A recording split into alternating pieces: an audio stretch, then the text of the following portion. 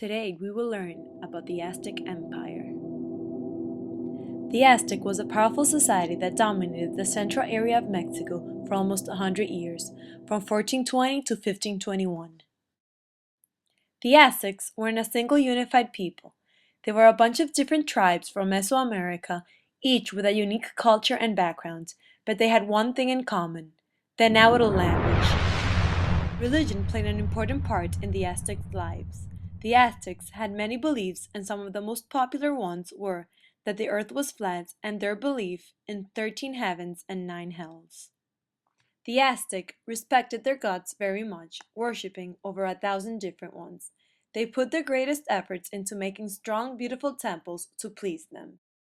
Like other Mesoamerican religions, it had elements of human sacrifice in connection with a large number of religious festivals, which were held according to the patterns of the Aztec calendar. Priests made human sacrifices to make the sun god happy. Human sacrifices were offerings to the sun and earth so that the food would grow. An Aztec could become a slave as a punishment. A father could sell his son into slavery if the son was declared incorrigible by an authority. Those who did not pay their debts could also be sold as slave. Slavery was personal, not hereditary. A slave could have possession and even own other slaves. Slaves could buy their own liberty, and slaves could be set free if they were able to show they had been mistreated.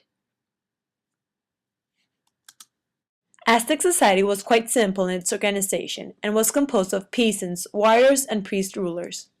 Afterward, and with a much larger population, there was an increasing division of labor and a more complex social structure. The emperor was elected according to merit from among the ruling dynasty. The nobility was composed of the high priests, the military and political leaders. The merchant class lived apart in the city and had its own courts, guilds, and gods. Commoners, the largest segments of society, were farmers, artisans, and lower-level civil servants. The lowest rung of society was composed of conquered peoples brought to Tenochtitlan as slaves. As the Aztec Empire grew under the direction of government officials, Aztec engineers built many fine cities. A noble family controlled each city. Although the noble family was supposed to assist the emperor, the truth is that each noble family pretty much ran things in their own city the way they wanted. So the Aztecs were governed by city-states. The Aztecs had an interesting law. Once and only once you could confess your crime to the priest and you could be forgiven. No punishment could be given to you. But you could only do this once. And you had to do it before you were caught. If evidence came to light after you confessed, you were still safe. You had already been excused from punishment for that crime.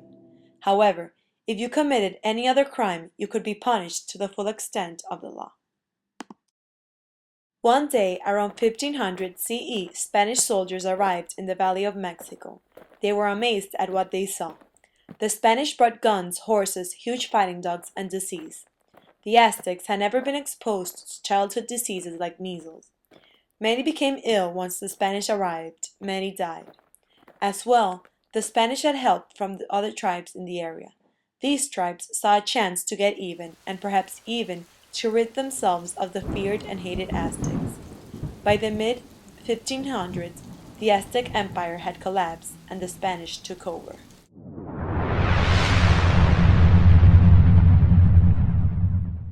The end of the Aztec Empire brought the beginning of the Spanish conquest, as the rest of Mesoamerica eventually fell under Spanish control. The influence of Aztec is continuing to be felt throughout Mexico to this day.